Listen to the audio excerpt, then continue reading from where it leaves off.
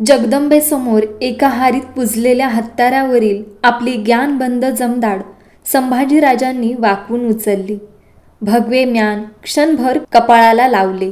मुठीचा परजात हात चढून त्या जमदाडीचे पाते सरकन बाहेर खेचले. हत्याराची झगझगीत शिकल डोळ्यात भरून घेतली आणि पाठीशी उभ्या असलेल्या जिजाऊ साहेबांना एकदा नजर दिली. जिजाऊ नुसत्याच प्रसन्न हसल्या. आपोआप त्यांच्या उजव्या हातीचे हत्यार डाव्या हाती गेले. मान नागफण्यासारखी ताठ झाली. आपल्या उजव्या हाताचा अंगठा त्यांनी क्षणात हत्याराच्या लखलखीत धारेवरून सरकन ओढला. अंगठ्यावर रक्ताचे कोंब तरारत उठले होते. रक्तमंडित आपला राज अंगठा संभाजीराजांनी जगदंबेच्या चरणांजवळ नेला.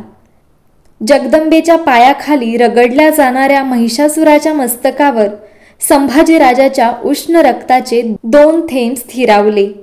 नवरात्रात पुजलेले आपले हत्यार त्यांनी पाजून घेतले.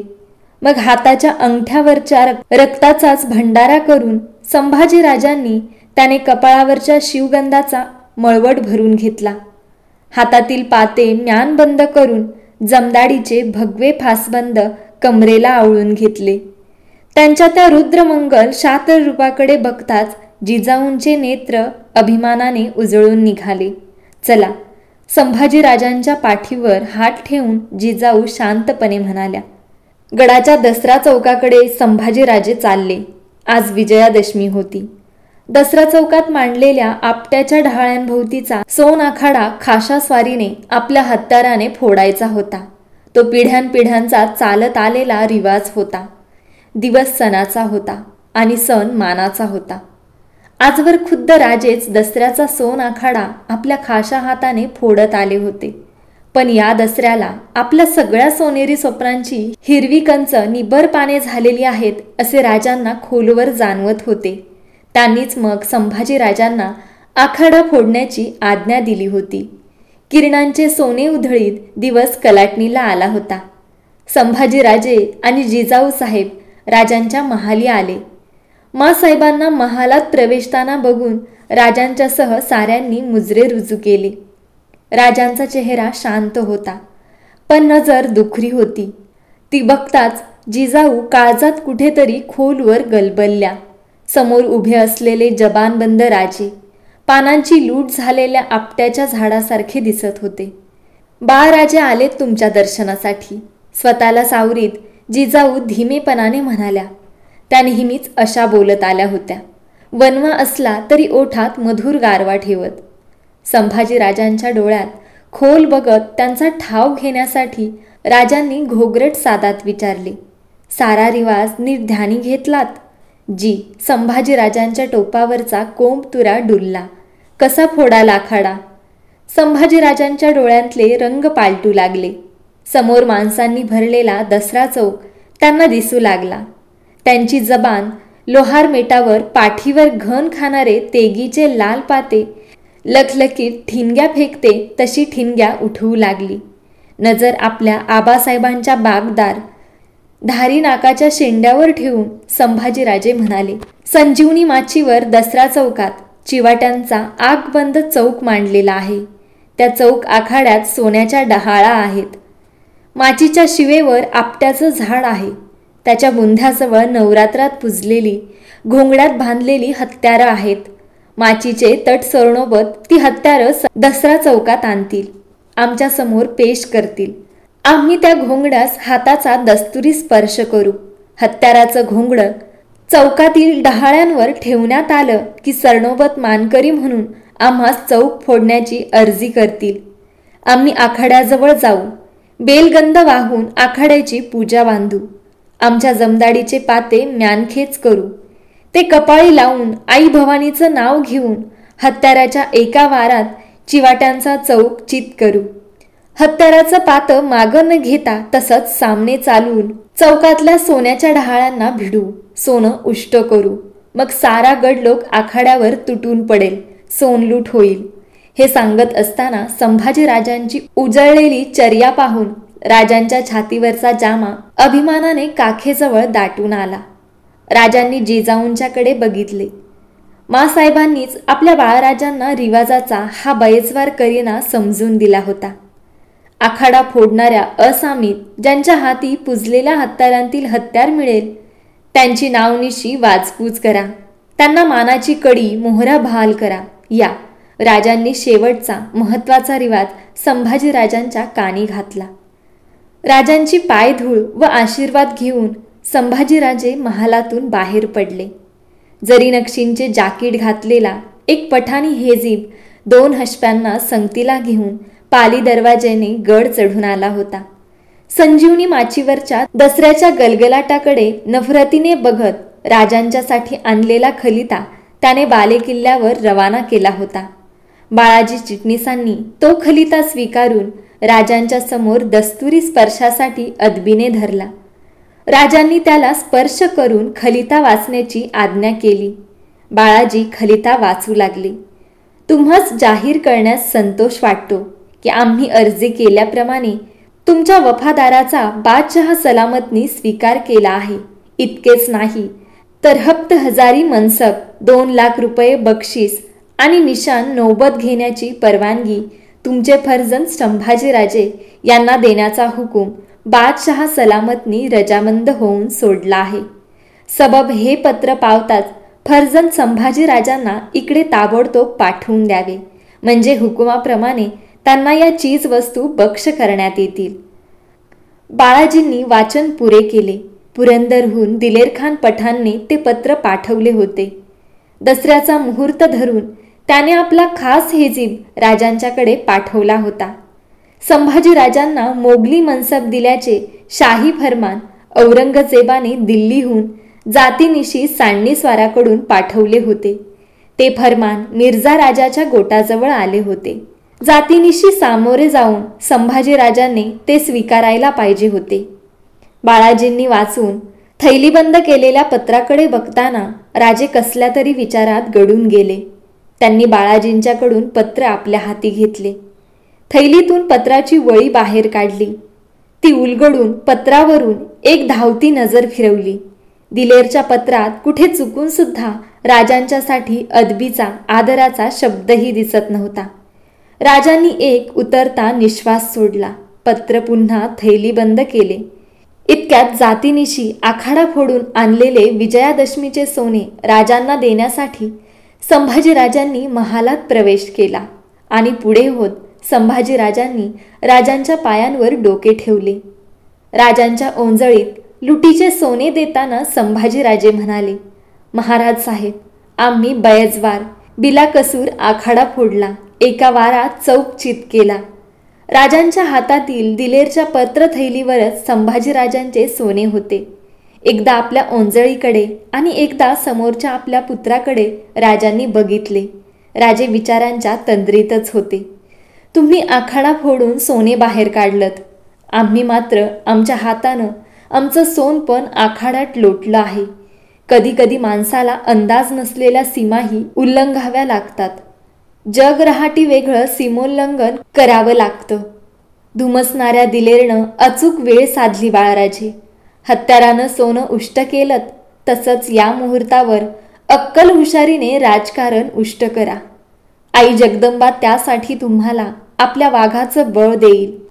राजांनी ओंजळीतील सोनपाने आणि थैली तशीच बाळाजी आवजींच्या हाती दिली आणि आपल्या हाताच्या बोटातील अंगठी उतरून संभाजीराजांच्या ओंजळीत ठेवली.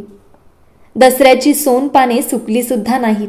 तोच संभाजीराजांना पुन्हा राजगड सोडावा लागला शाही फरमान स्वीकारण्यासाठी. राजांचा आणि माँसाहेबांचा आशीर्वाद घेऊन संभाजीराजे रजपुतांच्या गोटाजवळ आले. सोबतीला दावलीजी घाटगे, नेताजीराव, गंगाधर पंत आणि विश्वासू मंडळी होती. किरतसिंगाने सामोरे येत त्यांची आगवानी केली. आईये शंभूराजे म्हणत मिर्झा राजाने पुढे येत त्यांचा हात हातात घेऊन त्यांचे स्वागत केले. मिर्झाचा गौरवर्णी चेहरा उजळून गेला होता. दख्खनीत कुणाला नाही अशी फत्ते त्याला मिळत होती. मिर्झाने संभाजीराजांना आपल्या बैठकीवर बसवून घेतले. शामियानात असलेल्या बक्षी जानी बेग आणि तेजसिंग कछवा यांचा परिचय करून दिला. राजांच्या तब्येतीची राजकारणी रिवाज म्हणून विचारपूस केली. मोठ्या समाधानाने मिर्झाने हुक्क्याची नळी हाती घेऊन क्षणभर हुक्का चूस केला आणि बक्षी जानी बेगकडे बघत म्हणाला, बक्षी, फरमान अपनाने का रस्सो रिवाज कुंवर शंभूजी को समझा देना, कुसूर मत करना. बक्षी बेगने झटकन वाकून मिर्झाला तस्लीम केली. जी हुकुमरानाजी म्हणत त्याने संभाजीराजांना निरखले. त्याला जाणवले की एवढ्या कमती उमरीचा दिल्ली दरबारात एकही सरदार नव्हता व अदब राखून फरमान स्वीकारण्याची शाही पद्धत त्याला समजावून सांगणे बक्षी बेगला अवघड वाटले. थंडीचे दिवस असल्यामुळे गव्हाच्या गरम कांजीचे बदाम, पिस्ते सोडलेले कटोरे घेऊन एक खिदमतगार आत आला. मिर्झा राजासमोर कटोऱ्याचे तबक चौरंगावर ठेवून निघून गेला.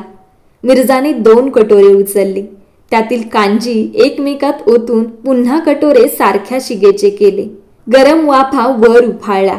त्यातील एक कटोरा संभाजीराजांच्या हाती देत मिर्झा म्हणाला, लीजिए छोटे राजा साहब. संभाजीराजांनी कटोरा हाती घेतला. गरम कांजीचा एक सुखावह गुटखा घेत मिर्झा राजा म्हणाला, छोटे राजा साहब, इस बख्शी के डेरे में जाना, रिवाज की हर बात ध्यान देकर सुनना, फरमान अदब से अपनाना, समझदार हो, सब ठीक होगा. कांजीचा गुटखा घ्यावा म्हणून संभाजीराजांनी कटोरा ओठाला लावला होता, पण त्याचा चटका बसल्यामुळे त्यांनी तो तसाच झटकन खाली घेतला. हातातील कटोऱ्याकडे बघताना त्यांना आपल्या आबासाहेबांची आठवण झाली. त्यांनीही रिवाज सांगितला होता दसऱ्याच्या आखाड्याचा, कडी मोहरा बहाल करण्याचा. मिर्झाही रिवाज सांगत होता अदब राखण्याचा. ठंडी होने दीजिए. मिर्झा संभाजीराजांच्या कटोऱ्याकडे बघत पुढे झुकून म्हणाला. मान उठवून त्याच्या डोळ्यात क्षणभर रोखून बघताना संभाजीराजांना होळीच्या पेटत्या होडव्यात बेधडक हात घालणारे, सोन्याच्या आखाड्यावर तुटून पडणारे आपले मावळे आठवले. त्यांचे अंग सरसरून आले. मिर्झावरचे डोळे तसेच ठेवून त्यांनी हातीचा कटोरा वर उठून ओठाला लावला.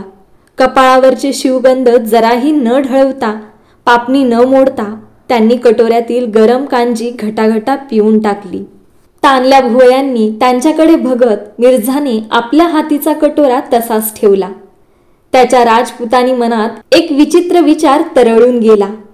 त्याला शिवाजीराजे समोर असताना धगधगीत अंगार वाटले होते. त्यांचा हा फर्जंद त्या अंगाराच्या जवळपासचा वाटत होता, पण कसा ते मात्र मिर्झाला नीट उमजेना. त्याच्या केशरी टिळ्याला कपाळभर आठ्या पडल्या. सोपे होते पण मिर्झाला सापडले नव्हते. राजे धगधगीत अंगारासारखेच होते, न भिजता अंगभर पेटणारे. त्यांचे फर्जंद संभाजीराजे त्या अंगाराचाच अंश होते. अंगाराने फेकलेल्या धगीच्या लोळासारखे, न चुकता चटका देणारे. बख्शी, छोटे राजा साहब को अदब से ले जाना अपने डेरे में. मिर्झाने स्वतःला सावरीत जानी बेगला फरमावले. जी हुजूर. किरत सिंगाने डोईवरचा साफा डोलवला. जाइये शंभूराजे. मिर्झा राजाने संभाजीराजांना सुचवले. बक्षी जानी बेग आणि किरत सिंग यांच्या मागून नेताजींच्या सह संभाजीराजे मिर्झा राजाच्या शामियानातून बाहेर पडले. त्यांच्या समोर किल्ले पुरंदर दिसत होता. कानात नेताजींचे बोल घुमत होते. जिथं माणूस उपासतं ती जागा साथ घालती माणसाला. त्यांना वाटत होते 10 कमरेत वाकून तस्लीम करणारा हा कोरल्या दाढीचा बक्षी बेग, पिळल्या दाढीला पुन्हा पुन्हा पीळ देणारा हा किरत सिंग, या सगळ्यांना इथेच सोडावे आणि थेट किल्ले पुरंदरची चढण चढून त्याचा माथा गाठावा, एकट्याने आणि पायी. बक्षी बेगच्या छोट्या माटाचा चांद ताऱ्याचा डेरा आला. त्याचे पठाणी पहारेकरी हातातील हत्यारे कपाळाला लावीत कमरेत वाकले. बक्षी बेग, किरत सिंग यांच्या मागून संभाजीराजे आणि नेताजी त्या चांद ताऱ्याच्या डेऱ्यात शिरले. कुणाची नीती कुणाला कसल्या अभद्र दरवाजात केव्हा उभे करील ते सांगता येत नाही. किरत सिंगाने संभाजीराजांना आपल्या बैठकीवर बसवले. नेताजीराव त्यांच्यासमोर सावध नजरेने उभे राहिले. पढवलेल्या पोपटासारखा बक्षी बेग फरमानाचे रिवाज सांगू लागला. हे असले काही संभाजीराजांनी कधीच ऐकले नव्हते. दिल्लीहून मुईउद्दीन मोहम्मद औरंगजेब, अलमगीर पादशाह गाजीचे त्यांना 5000 सरदार करणारे शाही फरमान सुटले होते. त्या फरमानावर फरमानी निशाणी म्हणून औरंगजेबाच्या खाशा हाताच्या पंजाचा मेहंदीच्या रसात बुडवलेला ठसा होता. फरमानाचा सांडणीस्वार मजला मागे टाकीत औरंगाबाद मार्गे करे पठाराजवळ मिर्जाच्या तळापासून एका मजलेवर येऊन थांबला होता. मिर्जाने आपल्या तळाच्या उत्तरेच्या बाजूला त्या फरमानासाठी फरमानबाडी उभी केली होती, ज्यात उभा उंट सहज मावू शकेल असा चौकोनी आकाराचा उंच शामियाना फरमानासाठी खडा करण्यात आला होता. फरमान घेऊन येणारा सांडणीस्वार आपला उंट थेट शामियानात आणून खडा करणार होता. ज्याने फरमान स्वीकारायचे त्या दरबारच्या कदीम चाकराने पाठ न दाखवता त्या उंटासमोर पेश व्हायचे होते. 3 वेळा लवून तस्लीम कुर्णीस करायचा होता. मग सांडणीस्वार सवारीचा शाही उंट खाली बसवणार होता. चाकराने आपले गुडघे जमिनीवर टेकून त्या उंटाच्या बगलेला खाली मान घालून बसायचे होते. सांडणीस्वार त्याच्या डोक्यावर फरमानाची थैली उंटावरूनच ठेवणार होता. ती हातांनी धरून उठत पाठ न दाखवता चाकराने तसेच 10 कदम मागे हटायचे होते. साक्षात शहेनशाहे हिंदोस्तान आपल्या सामने मौजूद आहेत या कल्पनेने चाकराने हे सारे रिवाज बिलाकसूर पार पाडायचे होते. ही शाही चाकरी होती. तिचे ते शाही फरमान होते. त्याचे हे रिवाज होते. आजवर मी म्हणणाऱ्या कैक शमशेर जंगांनी तेग बहादरांनी याच पद्धतीने तसले फरमान स्वीकारले होते. बक्षी बेगचा एक एक शब्द संभाजीराजांच्या जीवाची घालमेल करत होता. आजवर माँसाहेब, राजे, आई जगदंबा आणि प्रेमाचे वडीलधारे यांच्या खेरीज कुणासमोरच त्यांनी कधीच गुडघे टेकले नव्हते. एका जनावरासमोर तर नाहीच नाही. माँसाहेब, राजे आणि राणी वशातील आऊसाहेब यांच्या हाताशिवाय काहीच मस्तकावर घेतले नव्हते. किमान कसल्याही प्रसंगी कुठलाही कागदी चिठोरा मस्तकी घेण्याची पाळी त्यांच्यावर आली नव्हती. संभाजीराजांचा श्वास घुसमटत होता. आपल्या जीवाची ज्योत कुणीतरी काळ्या कभिन्न चिमटीत पकडून चेचू पाहत आहे असे त्यांना वाटत होते. ते एकसारखे नेताजींकडे बघत होते. त्यांची छाती वर खाली घुमसत होती. ते ताडकन म्हणाले, ध्यानी आला फरमानाचा रिवाज, येतो आम्ही. किरत सिंग आणि बक्षी बेग यांना एक शब्दही न बोलू देता त्यांनी नेताजींना मानेने इशारत केली. ते तडक बक्षीच्या डेऱ्याबाहेर पडले. लगबगीने धावत नेताजी त्यांच्या पाठीशी आले. नेताजी काका, दादाजींना सांगा, आमच्याने हे रिवाज पार पडणार नाहीत. आमच्या वतीने कुणीही ते फरमान घेईल. पर धाकलं सरकार, राजांनी तहात ह्य मानलेलं हाय. त्यांचा शब्द खाली येईल. रजपूत ह्यो नाही मानायचा. नेताजी त्यांच्या बरोबरीने चालताना त्यांची समजूत काढू बघत होते. नाही नेताजी काका, एका जनावरासमोर गुडघे टेकणं आम्हास साधणार नाही. थैली मस्तकी धरणं होणार नाही. माझं ऐकावं बाळधनी, ही चाल हाय. ह्यो रजपूत आमच्या मुलकातनं ढळायची. राजे आणि आम्ही वाट बघतोय. समजुतीनं घ्यावं बाळराज, नाहीतर तुम्हापायी राजा आम्हाला बोल लावतील.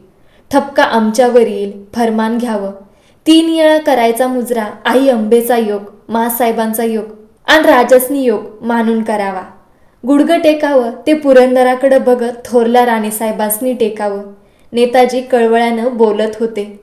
ते ऐकून संभाजीराजे थांबले. नेताजींकडे रोखल्या नजरेने बघत गोफन गुंडासारखा वाटणारा प्रश्न त्यांनी विचारला, तुम्ही कराल हे सारं नेताजी काका? नेताजींची थोराड पगडीची मुंडी क्षणात खाली आली. बाळराजांना काय आणि कसे सांगावे ते त्यांना समजेना. तसेच चालत संभाजीराजे मिर्झा राजाच्या शामियान्यात आले. त्यांच्या डोळ्यांना डोळे लावून म्हणाले, तुमचं फरमान आमच्या वतीनं कुणीतरी घेईल. आम्ही ते घेणार नाही राणाजी. कधी नव्हे तो राणाजी हा शब्द त्यांच्या ओठांतून निसटला. क्यों, क्या हो गया कुंवर? मिर्झाचा चेहरा चिंतातूर झाला. तो गपकन बैठकीवरून उठलाच. तुमच्या रिवाजात ते घेणं आम्हास जमणार नाही. आम्ही गुडघे टेकणार नाही. संभाजीराजे मिर्झाला जाणवेल एवढ्या निर्धाराने बोलले. नहीं, ऐसा मत करना. फरमान की बेअदबी हमको राजा साहब को मुसीबत में डालेगी. मिर्झाच्या कपाळीचा केशरी टिळा एका जागी गोळा झाला. पोटात गोळा धरल्यासारखा तो बोलत बोलत संभाजीराजांच्या जवळ आला. त्यांच्या खांद्यांवर हात ठेवताना तो क्षणभर गप्प झाला. त्यांना डोळाभर निरखून बघताना त्याच्या लालसर नाकपुडीतून एक दीर्घ निश्वास सुटला. आप किसको मानते हे? राजा साहब को ना? हुक्क्याचे संथ झुरके घ्यावेत तसे त्याने पडल्या आवाजात शांतपणाने विचारले. जी. संभाजीराजांनी होकाराचा टोप हलके डुलवला. राजा साहब ने क्या बताया है? हमको दादाजी बोलना, हमारी बात मानना. कहो कुंवर, आप हमें दादाजी नहीं मानते? मिर्झा आपल्या खास राजकारणी मिठास पद्धतीने बोलला. संभाजीराजे घोटाळले.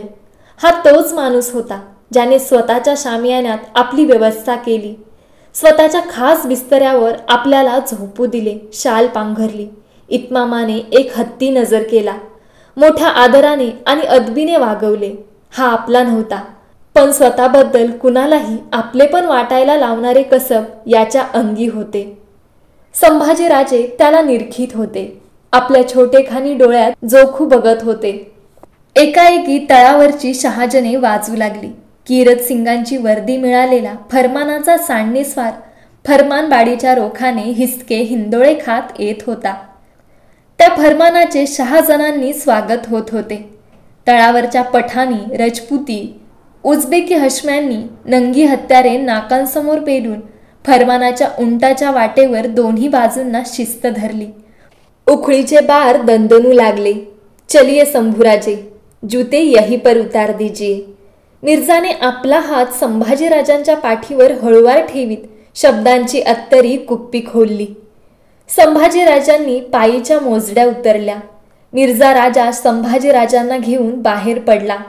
राजा रायसिंग, कीरत सिंग, तेज सिंग कछवा, इंद्रमन बुंदेला, निकोलो मनुची, बादल, बख्त्यार, नेताजी, दावलजी, गंगाधर पंत अशा दोन्ही बाजूंकडील खाशा मंडळींनी त्यांच्या मागे फेर धरला. चालले. पंचहजारी मनसबदारीचे शाही फरमान स्वीकारण्यासाठी अनवाणी पायांनी संभाजीराजे फरमानबाडीकडे चालले. त्यांच्या आयुष्यातील हा सगळ्यात कठोर काळा दिवस होता. समोर त्यांना काळवंडलेला पुरंदर दिसत होता. त्यांच्या कानामनात राजांचे दीर्घगंभीर शब्द घुमत होते. औरंगजेब दिल्लीचा बादशहा आहे. त्याच्या सरदाराखेरीज तो कुणालाच दिसत नाही. त्याची करणी मात्र आम दुनियेला दिसते. त्याच्या भावांना दिसली, खुद्द त्याच्या बापाला दिसली. भुयार कधीच संपत नसतात बाळराजे, चाल कधीच थांबत नसते. मासाहेबांची तुळजाई बोली त्यांना पाठवळीवरून हातासारखी फिरत असल्याचा भास झाला. अशा वाटा चालताना मागं कधीच नसतं बघायचं. कुणास ठाऊक, प्रसंग पडला तर तुम्हास आणि आम्हासही ती कोशिश करणं पडेल, जळत्या हुडव्यात हात घालणं पडेल. संभाजीराजांच्या सुन्न झालेल्या कानांना घुमणाऱ्या संबळीची तडतड ऐकू येऊ लागली. तुंतुण्याची टणटण त्यात मिसळली होती. एक गोंधळी कानावर हात ठेवून जगदंबेचा महिमा गाताना त्यांना क्षणभर दिसला. स्वतःलाच पाठीवरून वाहून आणल्यासारखे संभाजीराजे मिर्झा राजाच्या सोबतीने फरमानबाडीत घुसले. बाडीच्या चारी बाजवा खुल्या होत्या. सगळा तळ तो नजारा बघण्यासाठी वाडीभोवती दाटला होता. पावसाळा नुकताच संपल्याने पायतळीची जमीन ओलसर होती. वाजत गाजत सांडणीस्वार फरमानबाडीत आला. तस्लीम करून संभाजीराजांनी उंटाच्या बगलेला ओलसर भुईवर आपले गुडघे टेकले, मान खाली टाकली. सांडणीस्वाराने धुळीने माखलेला शाही फरमानाचा पिस्ताई रंगाचा उंट बस्ता केला. हातातील फरमानाच्या वळीची फासबंद थैली स्वाराने वर उचलली. एखाद्या फकीराने बंध्यांच्या शिरावर मोरपिसाचा जुडगा ज्या टेचात ठेवावा तशी ती थैली त्याने संभाजीराजांच्या केशरी टोपावर ठेवली. चढी आबाजी लावून त्याने शिरा फुगवीत सरावाची खडी ललकारी दिली. अबुल मुझफ्फर, मोईद्दीन, मोहम्मद औरंगजेब बहादूर, अलमगीर पादशाह गाझी, मालिके तख्ते ताऊस, शहनशाह हिंदुस्तान फरमाने दरबार, संभूजी बिन सेवाजी भोसला, सुबे दख्खन को रजामंदी से बख्श. अदब अदब. स्वाराच्या तोंडातून दरबारी शब्दांच्या लाह्या फुटत होत्या. तळावरच्या तोफा अंगाला झटके देत बारांचे आवाज उठू लागल्या. खाली मान घातलेल्या संभाजीराजांच्या सूर्यपेठ डोळ्यांतून सरसरत ओघळलेले पानमोती कवड्यांच्या माळेवरून निसटून खालच्या ओल्या जमिनीवर उतरू लागले. त्यांच्या छातीचा भाता कोंडला होता. भवानीचा भंडारा सांडला होता. त्यांच्या कोवळ्या नीतीने क्रूर खेळ मांडला होता. त्यांना वाटत होते उशी घेणाऱ्या घोड्यासारखे ताडकन वर उठावे, मस्तकावरची थैली सरळ धुळीत फेकून द्यावी आणि वाट फुटेल तिकडे घोडगतीने धावत सुटावे. उठिये कुंवर, मिर्जाने वाकून त्यांच्या पाठीवर हात ठेवला. फरमानासह त्यांना तसेच 10 कदम मागे हटते घेतले. संभाजीराजांनी मान वर उठून फरमान नेताजींच्या हाती दिले. त्यांच्याकडे बघताना नेताजींना आपल्या काळजात मासळी सरकल्याचा भास झाला. एवढ्या अवधीत बाळराजांची नजर केवढी तरी दुखरी झाली होती. ती बघताना नेताजींची मान आपोआप खाली गेली आणि त्या खाली गेलेल्या मानेबरोबर 12 मावळांचा रानवाडा पिणारे हर हर महादेवचा जोश उठवताना इंगळासारखे पेटून उठणारे नेताजींचे डोळे क्षणात पांथरून आले. त्यांना आपल्या धाकल्या राजाच्या पांढऱ्या सफेद जाम्यावर गुडघे टेकल्यामुळे उठलेले मातीचे डाग दिसत होते. ते डाग जामा धुतला तरी कधीच जाणार नव्हते. मिर्झा राजाची पाठीवरची भुणभुण आता कमी झाली आहे या भरोशाने राजे सैन्यासह तळकोकणात गेले होते. त्यांना जाऊन 5 दिवस मागे हटले होते. जिजाऊ साहेब सदरेवरचे निवाड्याचे मजकूर मायने सांगण्याचे काम आटोपते घेत होत्या. त्यांचे मन आताशा कशातच लागत नव्हते. बाळाजी थांबूया आता, येतो आम्ही. जिजाऊ सदर बैठकीवरून उठत चिटणीसांना म्हणाल्या. चिराग लागणीची वेळ होत आली होती. जशी आज्ञा म्हणत बराच वेळ कुरकुरू चालवलेले सफेद शहामृग पीस बाळाजींनी कलमदानात हलकेच ठेवले. ते लगबगीने उठून उभे राहिले.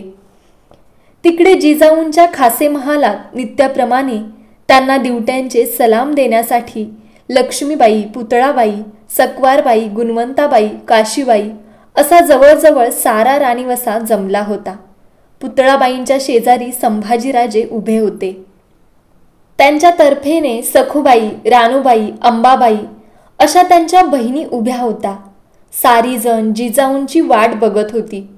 इतक्यात बुट्ट्याचा काळाशार शालू नेसलेल्या गौरवर्णी सोयराबाई तोलत्या धीम्या पावलांनी आपली कन्या बाळीबाईसह त्या महालात प्रवेशल्या. त्यांच्या मागे त्यांची खास दासी चंद्रा आणि 2-4 कुणबिनी होत्या. त्यांना बघताच सगळ्या राणीवशाने आपले उभे राहणे झटकन सावरले. संभाजीराजांनी कमरेत वाकून त्यांना तिपेडी अदब मुजरा केला. सोयराबाई सीधे चालत पुतळाबाईंच्या जवळ आल्या. पुतळाबाईंची मान अदबीने खाली गेली होती. नजर सोयराबाईंच्या पायांवर खिळली. त्या गोऱ्यापान पायांवरच्या कोरलेल्या आळत्याच्या नक्षीत क्षणात पुतळाबाईंचे मन गुरफटल्यागत झाले. आपले बिब्बेवानाचे डोळे संभाजीराजांच्यावर जोडून त्यांच्या खांद्यावर हात ठेवीत सोयराबाई पुतळाबाईंच्याकडे न बघताच म्हणाल्या. बाकी धाकल्या बाई, फरमानाची बाब बाळराजांच्यावर निभावली म्हणून निभावली. खुद्द स्वारींनाच फरमान घेणे पडले असते तर कोण बेअदबी झाली असती साऱ्यांची. आमचे बाळराजे हुशारीचे, कुठलीच कसूर त्यांनी नाही केली. टाकली मान वर उठून पुतळाबाईंनी एकवार सोयराबाईंच्याकडे बघितले. पायांवरची आळत्याची नक्षी त्यांच्या डोळ्यात दिसल्यासारखे पुतळाबाईंना वाटले. या म्हणत संभाजीराजांनी सोयराबाईंच्या जवळ उभ्या असलेल्या बाळीबाईंना हाताला धरून आपल्याजवळ घेतले. कोण प्रकारचं खलबत चाललं आहे बाळराजे थोरल्या बाईंशी, असे हसून म्हणत जिजाबाई महालात आल्या. त्यांच्या येण्याने महालाला जणू सुगंधी भरले पण मिळाले. कुणी काही बोलण्याच्या आत सोयराबाई पदर सावरीत बोलून गेल्या. नाही, आम्हीच म्हणत होतो बाळराजांना. सोयराबाईंचा नाकाचा मुळात लालसर असलेला शेंडा लालावून आला. मंचकावर शांत बैठक घेत जिजाऊंनी त्यांना विचारले, काय म्हणत होतात? की उमर लहान असताना त्यांना फरमान घेणं पडलं. त्यांनी म्हणूनच हुशारीने ते निभावलं. ते ऐकताना राणीवशातील सगळ्या राण्या एकमेकींच्या तोंडाकडे बघतच राहिल्या. सोयराबाईंनी नक्षी क्षणात पालटून टाकली होती. जिजाबाईंना, संभाजीराजांना, राणीवशाला कुणालाच राजगडावर कल्पना नव्हती की राजे तळ कोकणात नव्हते, ते मिर्झा राजाच्या गोटात त्यांच्यासाठी दिलेल्या शामियान्यात पिंजऱ्यात कोंडलेल्या वाघासारखे अस्वस्थ फेऱ्या घेत होते. मिर्झा राजाने तळ कोकणात तातडीचे पत्र धाडून राजांना करे पठारावर आपल्या तळात बोलावून घेतले होते. राजांना कल्पना नसताना मिर्झाने खुद्द त्यांच्या नावाचे वफादारी जाहीर करणारे पत्र परस्पर औरंगजेबाला पाठवले होते. औरंगजेबाने तातडीने खुद्द राजांच्या नावे फरमान पाठवले होते.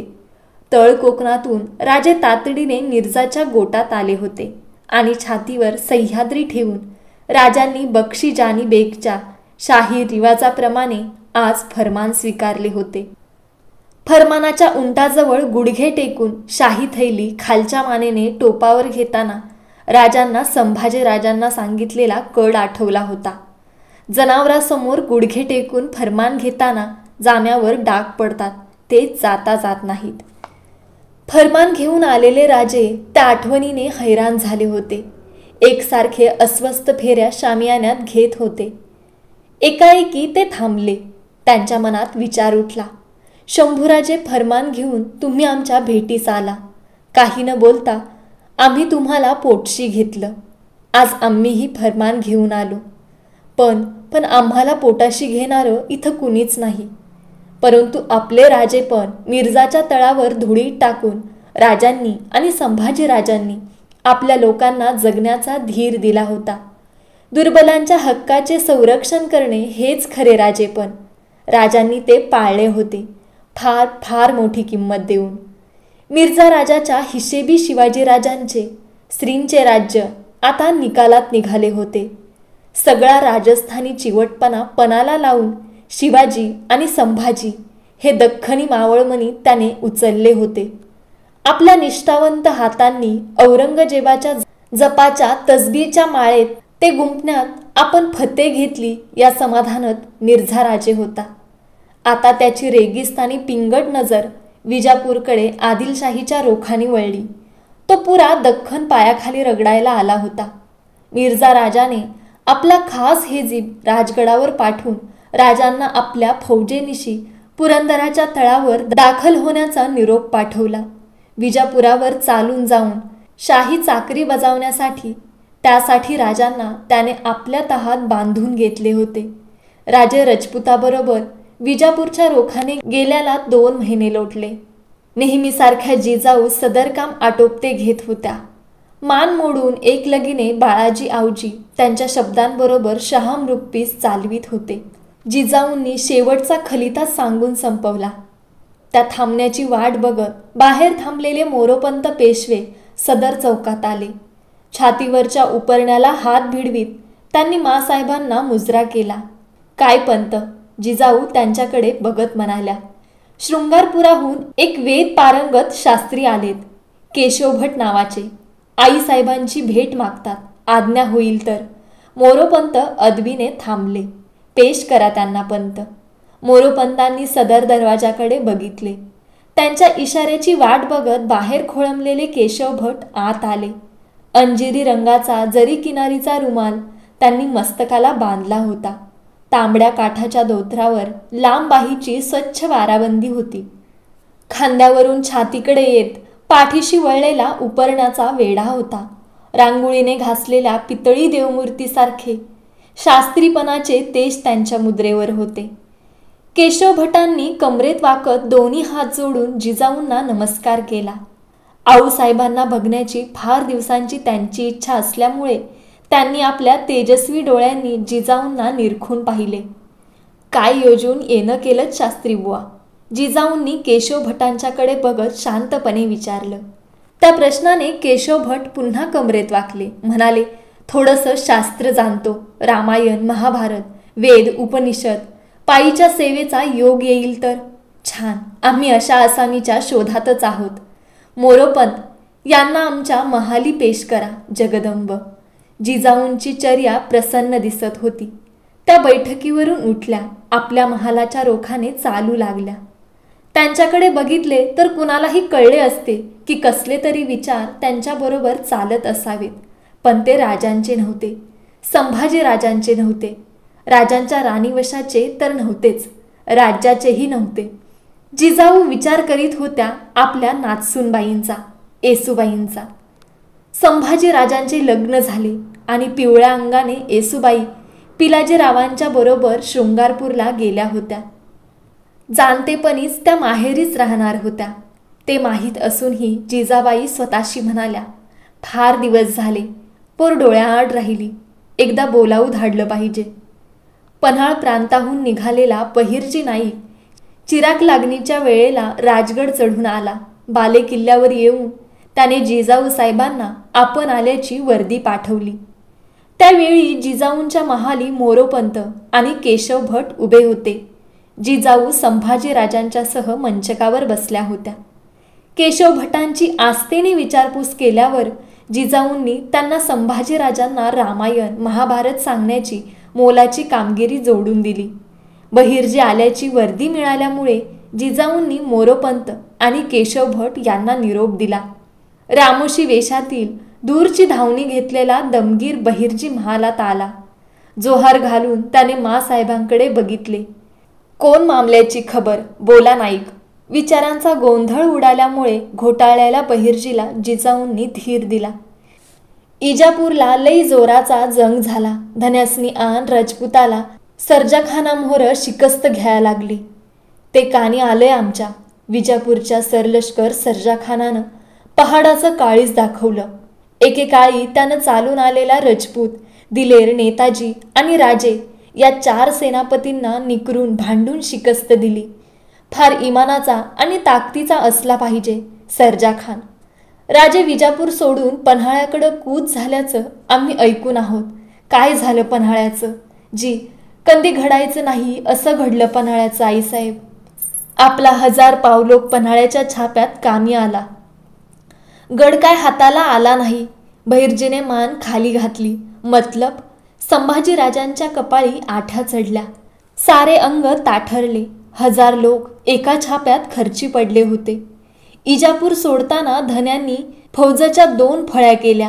एक सरलष्करांच्या दिमतीला दिली, दुसरी संघ घेऊन खासराज कालच्या षष्टीला पन्हाळगडाला मध्यरातीला भिडलं. नेताजीसनी त्यांनी षष्टीचं रात नेमून दिलेली होती, पण नेताजी वक्ताला गडाच्या पायथ्याला भिडलं नाहीत. वाट बघून राजे हैराण झालं. रात टळतीला यायला लागली होती म्हणून आपली फौज घेऊन गड चढायला लागलं. पर गडकराला सासूद लागलेला होता. धुकटलेल्या तटाभोवतानं आपलं धारकरी घेऊन तो दब्यानं बसला होता. राजा टप्प्यात येताच तो मोहऱ्यानं चालून आला. चाण्यात हत्यारमार झाली. 1000 माणूस उतरंडीला पडलं. गर्दी करून राजा उरलेल्या लोकांनीशी विशाळगडाकडं सरकलं. मग राजे आता विशाळगडी आहेत तर, आणि आमचे सरलष्कर कुठं आहेत? जिजाबाईंना नेताजींचा करीना काय ते कळेना. नाही मासाब, राजा फोंड्याच्या रोखानं कोकणात उतरल्यात. आन बहिर्जीचा साथ कातरला. नजर जिजाऊंच्या आणि बाळधन्यांच्या पायांवर पडली. आणि काय नाईक, जिजाऊंना आणि कुणी कामी तर नाही आले ना अशी शंका आली. कसं सांगावं मासाब, अशी खबर सांगण्यापरास जीभ झडल्याली वेस. नाईक, जीभ झडली तरी सत्य झाकून राहणार थोडंच. बोला. जिजाऊंनी बहिर्जींना जखडून टाकलं. विशाळगडावरनं राजासनी सरलष्करांनी खलिता धाडला. सरलष्कर असून समयास कैसे पावला नाहीत. दाखल होण्यास दिरंग केला. सबब तुम्हास बरतर्फ करतो आहोत असा हुकूम दिला. तो वाचून नेताजी बिथारले. राजांच्यावर राग झालं. राजांसनी पारकं होऊन इजापूरच्या दरबाराला फौजासुद्धा जाऊन मिळालं. मुंडासे डुलून बहिर्जी गदगदल्या सुरात बोलला. जिजाबाई डोळे ताणून बहिर्जीच्या धुळकटलेल्या मुंडाशाकडे बघतच राहिल्या. बहिर्जींच्या अंगावर घोंगडी काचोळ्यांकडे संभाजीराजे रोखून बघत होते. त्यांच्या कानात भरदार मिशांच्या थोराड तीधारी पगडीच्या नेताजी काकांनी राजपुताच्या गोटात सांगितलेले शब्द घुमू लागले. माणूस जिथं उपासतं ती जागा माणसाला साथ घालती बाळधनी. संभाजीराजांना वाटले बहिर्जींच्या अंगावरचं घोंगडी काचोळं मोठमोठं होत आहे. ते भलं मोठं काचोळं आपल्या हातात येऊन नेताजी काकांनी ते जाळ्यासारखं फेकून सगळा पुरंदर किल्ला त्यानं पार झाकून टाकला आहे. त्या काचोळ्याखाली त्यांचे शब्द गुदमरून तडफडतायत. माणूस जिथं उपासतं ती जागा माणसाला साद घालती वाळधणी. इकडे आग्र्यात संगमरवरी सफेद चिऱ्यांचा ताजमहाल असाच गुदमरून तडफडत होता. लाल किल्ल्यावरच्या मुसामा बुर्जालगतच्या मनोऱ्यातील शहाजहानची 7 वर्षांची कैद संपली होती. ए अल्लाह ताला, मेरी आगे वाली जहान की हालत अच्छी कर, मुझे जहन्नम के दर्दे आग से बचा ले, अशी खुदाला कळवळून प्रार्थना करीत शहाजहानने आग्र्याचा लाल किल्ल्यात शेवटी सास टाकली. ही सारी उत्तरी वार्ता वाऱ्याबरोबर दक्षिणेकडे येऊन पोहोचली होती. ऐकणारे विस्मित होत होते. शहाजहानची मुलगी जहानारा बेगमा अकबरबादी महल आणि फत्तेपुरी महल त्याच्या बुढ्या, आंधळ्या आणि फाफळलेल्या नेस्तेज प्रेतावर कोसळून फुटफुटून रडल्या. शहाजहानचे सुरकतलेले म्हातारे गोरे अंग फाकळून निघाले होते. औरंगजेबाने त्याच्या खास विश्वासातल्या तबिबाला फितून औषधी म्हणून विषारी तेलाने त्याच्या करवी शहाजहानला मालिश करून घेतले होते. आपल्या बापाच्या मनाचा झाला तो दाह कमी वाटला म्हणून की काय, औरंगजेबाने त्याच्या शरीराचाही आगडोंब पेटवून दिला होता. वृंदावन ह्या एका हिंदू वैद्याच्या औषधींनी शहाजहान मालिशच्या मुसीबतीतून कसा तरी बचावला होता. पण त्याचे अंग फाफळून निघाले होते. त्यातून हाय खाल्लेला शहाजहान पुन्हा कधी उठलाच नाही.